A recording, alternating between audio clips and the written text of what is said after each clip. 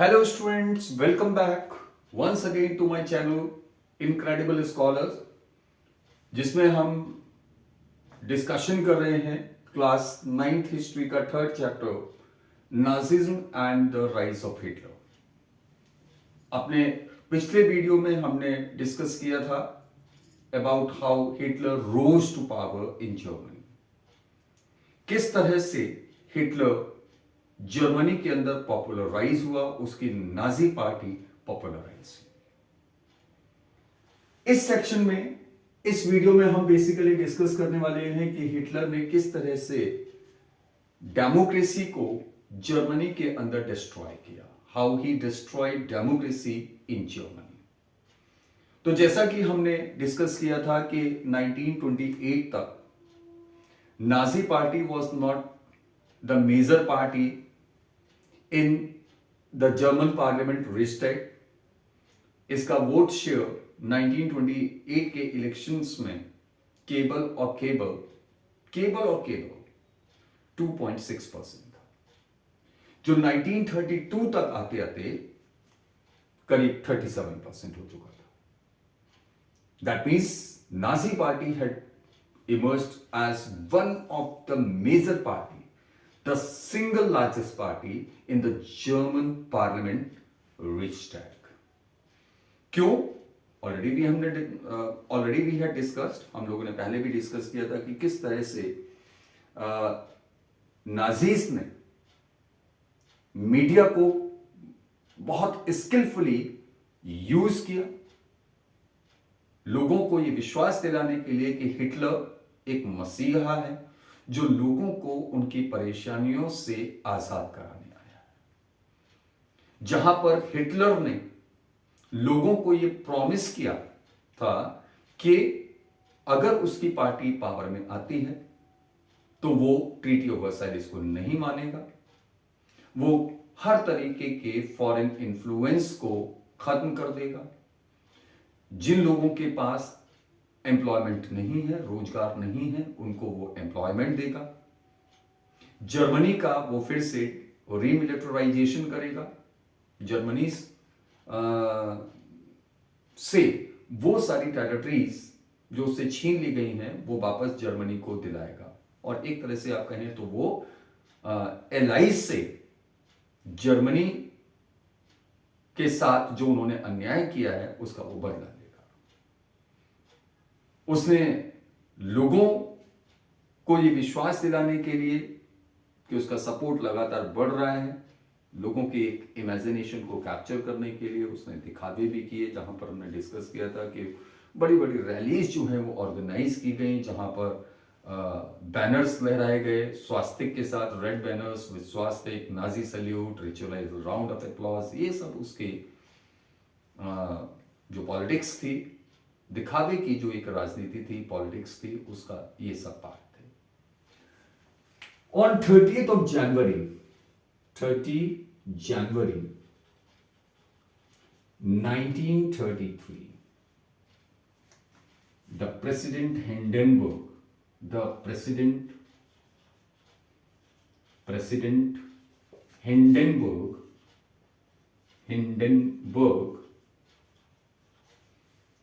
invited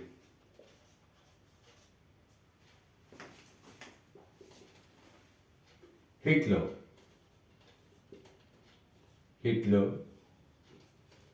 to take over as the Chancellor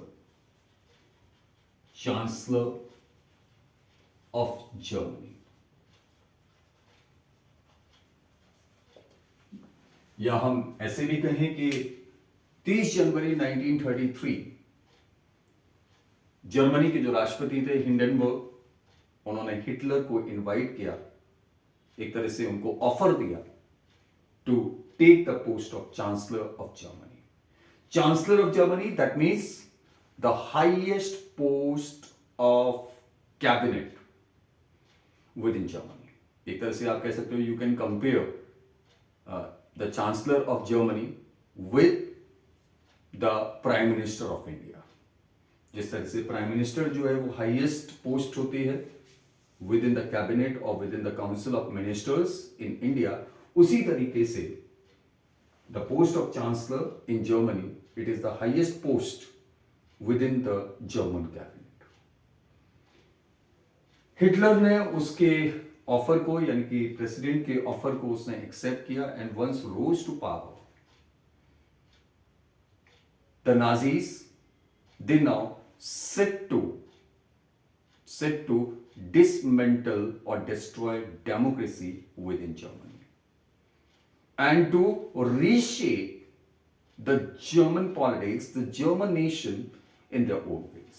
अपने तरीके से उन्होंने जर्मन नेशन को, जर्मन पॉलिटिक्स को रीशेप करने का कोशिश किया और इस काम में सबसे ज्यादा उनको मदद मिली a mysterious fire, a mysterious fire broke out in the German parliament,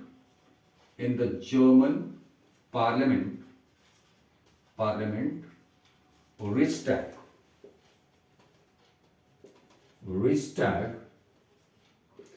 in February 1933 और इसके बाद this led to the passing of the fire decree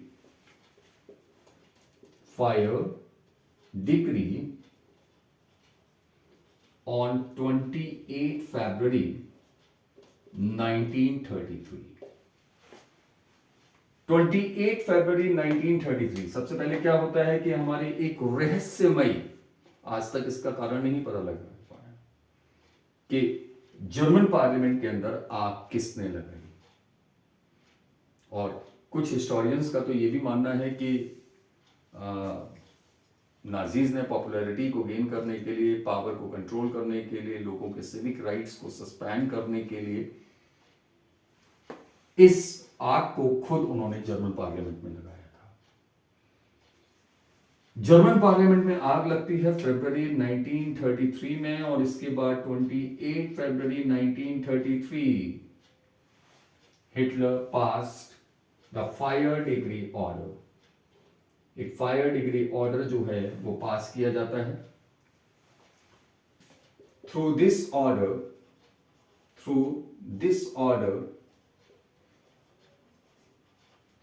freedom of press, freedom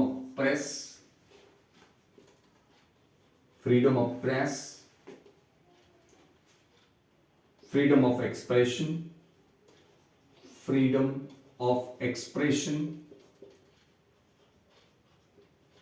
and assembly was suspended।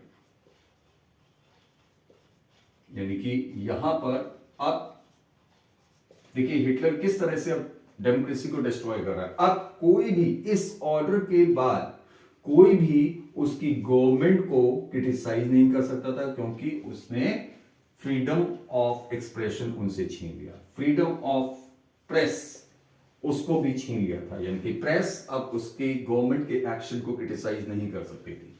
Freedom of assembly, वो assemble होकर protest नहीं कर सकते थे। These were some of the freedoms which were granted to the people, that means the German people, by the Weimar Constitution। Weimar constitution ने ये सारी जो फ्रीडम्स दी थी, इसको फायर डिग्री ऑर्डर से हिटलर ने खत्म कर दिया। आफ्टर दैट अगर हम देखें तो a large number of communist, क्योंकि हिटलर जो है वो कम्युनिस्ट को अपना सबसे बड़ा दुश्मन मानता था, तो a large number of communist they were arrested, उनको अरेस्ट किया गया and they were sent to the newly established concentration camps, जहां पर उनको टॉर्चर किया गया। ठीक है, तो यहां से उसने क्या किया, अ large number of a large number of communists were arrested and sent to newly established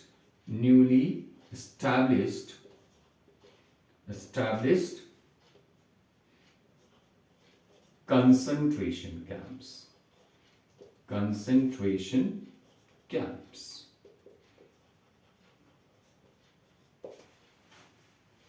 यानी कि मोस्टली जो पॉलिटिकल अपोनेंट्स जो अरेस्ट किए गए उनमें सबसे ज्यादा कौन थे? कम्युनिस्ट। और ये हमारा एक फैक्ट से और भी डिस्क्लोज होता है कि एक छोटा सा सिटी डसेल्डर्फ, जर्मनी का एक छोटा सा शहर था डसेल्डर्फ।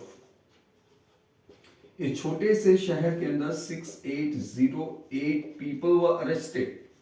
यहां पर जो भी लोग अरेस्ट हुए थे वह अरेस्टेड, और इसमें से 1440 वर कम्युनिस्ट। इसमें से ज्यादातर कौन थे? कम्युनिस्ट थे, यानी कि 25% were only the communist. And आपको यहां पर ध्यान रखना पड़ेगा कि communist they were not the only groups of people who were arrested in large number and were deported to the concentration camp. इसके अलावा 52 other groups of people were there जिनको अरेस्ट किया गया और न्यूली एस्टैब्लिश्ड कंसंट्रेशन कैंप्स में उनको भेजा गया। Right? Then on 3rd March 1933 he passed the famous enabling act which allowed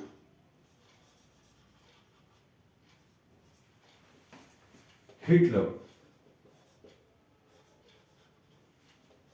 to rule the country, to rule Germany by decree. All the political parties except the Nazi party and its affiliates, Nazi party और उसकी साथी पार्टियों या trade unions को छोड़कर, जो Nazi party की supporters party को छोड़कर या उनसे नाजी पार्टी की जो सपोर्टिव ट्रेड यूनियंस थी उनको छोड़कर बाकी सभी पॉलिटिकल पार्टीज को जर्मनी के अंदर क्या कर दिया गया? इलीगल डिक्लेयर कर दिया गया। There leaders were arrested and most of them were sent to the concentration camps where they were tortured. Right? Besides this, Hitler did not stop here only. Actually, Nazis जो हैं वो German society को अपने तरीके से, जैसे मैंने आपको बताया कि वो पूरा पॉलिटिक्स को, सोसाइटी को वो अपने तरीके से बनाना चाहते थे, अपने तरीके से वो उसको मोल्ड करना चाहते थे। तो पूरी नाजी पार्टी ने कुछ इस तरह से प्लानिंग किया कि सोसाइटी को किस तरह से कंट्रोल करना है, सोसाइटी को किस तरह से मोल्ड करना है। तो in order to control the society, in order to reshape the society, वहां पर उन्होंने क्या किया? They had created new police forces, new security forces. नए सिक्योरिटी फोर्सेस को new security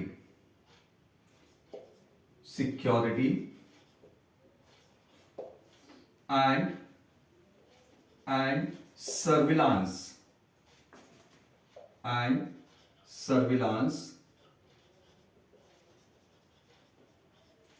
surveillance forces were created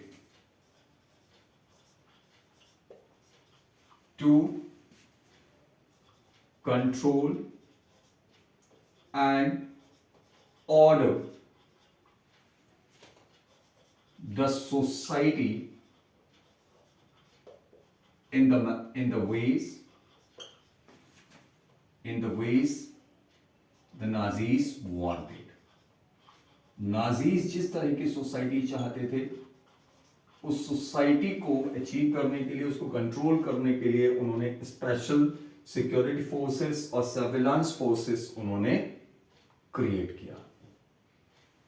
regular जो पुलिस था उनका इन green uniform and storm troopers, यानी कि रेगुलर पुलिस इन ग्रीन्स. अब इसमें अगर हम बात करें कि कौन कौन सी हमारी सिक्योरिटी फोर्सेस थी, तो सबसे पहले अगर हम बात करते हैं तो उनकी एक रेगुलर पुलिस थी that was in green uniform. Storm troopers थे. कभी कभी जैसे मान लीजिए कि हमारा कहीं पर झगड़ा हो जाता है, दंगे हो जाते हैं, राइट्स हो जाते हैं, तो उसको कंट्रोल करने के लिए there were the storm troopers. इसके अलावा उन्होंने जेस्टापो का क्रिएशन किया. That was a secret state police. Gestapo was created, secret state police. Gestapo secret state police.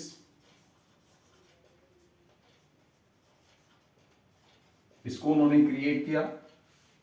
They had created the what you can say the SD. These were basically the security forces.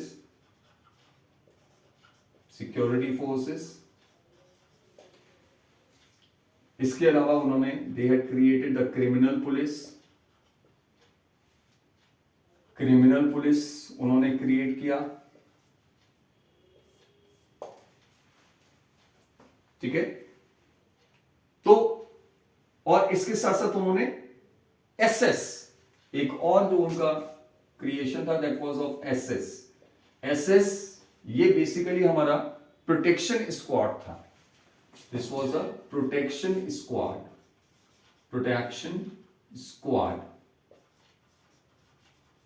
तो ये सारी forces उन्होंने create किया.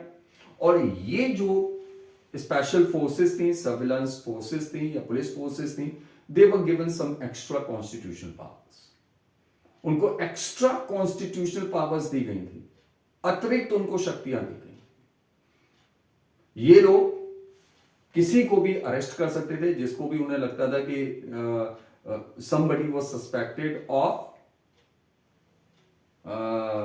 having the ideas against the Nazis. उनको लगता था कि जो भी जिस पर भी उनको शक होता था कि वो नाजीज के विरोध में है, नाजीज के सपोर्ट में नहीं है, ऐसे लोगों को क्या किया जाता था, अरेस्ट किया जाता था. उनसे पूछताछ की जाती थी.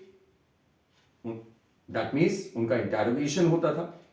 They were tortured and then they were sent to the concentration camps for the further tortures of there. And finally, in some cases, they were even sent to the gas chambers.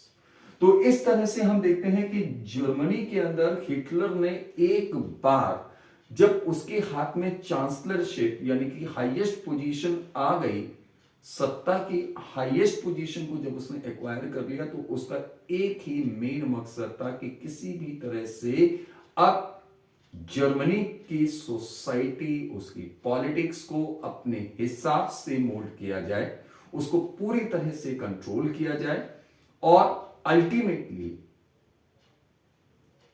Whatever the promise he had made to the people, उनको वो पूरा कर पाए.